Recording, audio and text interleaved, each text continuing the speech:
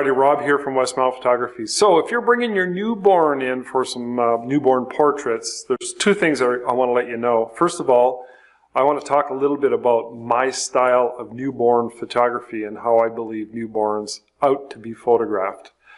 Typically you see a lot of trends these days with little newborn babies, 4, 5, 6 days old, and they're doing these poses and they're in trees and branches and on swings and all kinds of different props. I don't do that sort of stuff. That's not me. If you're really looking for that stuff, which by the way, I find it's really, really cute and it's very visually stunning. It's just not my own personal style. They take a long time to photograph. It takes a lot of props and it takes a special touch. I'm not crazy about it. I find it very sort of trendy, and I think in time, future generations, we're going to look back at those and we're going to kind of roll our eyes. But that's just me. If you like that style of photography, I can recommend a few photographers to you. Just send me an email. My style of photography, I like to say, has got a little more emotion, a little more connection, a little more humanity to it. I like to include people, namely the parents. So it's very important to me that both parents be present when I photograph a newborn. It's especially important if it's your first baby, because that's such a special and momentous occasion.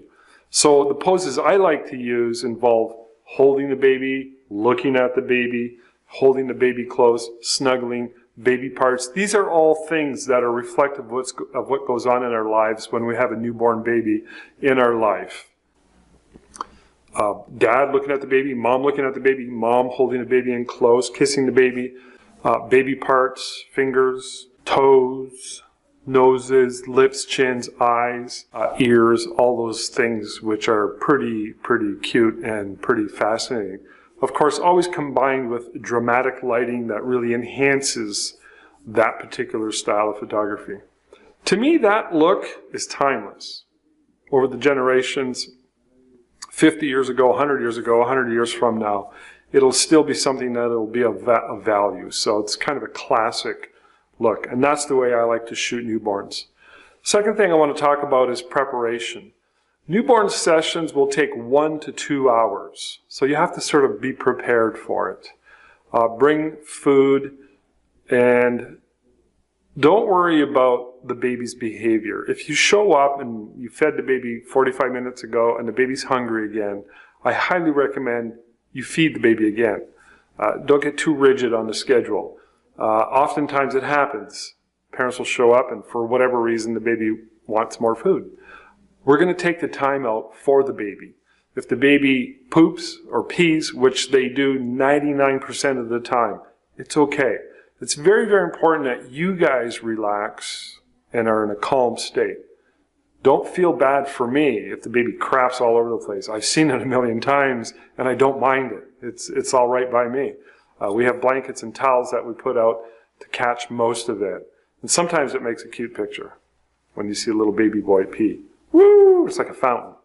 So don't worry about those things. I want you to be very, very relaxed. Babies are very psychic in the sense they can pick up your mood, especially from the mom. So no expectations from you guys, especially not from you guys through the baby. Don't put any expectations. It's a baby, you know. So we're going to try and photograph the baby in their natural state. We're going to give the baby the amount of time and attention that he or she needs in order to get the shot done.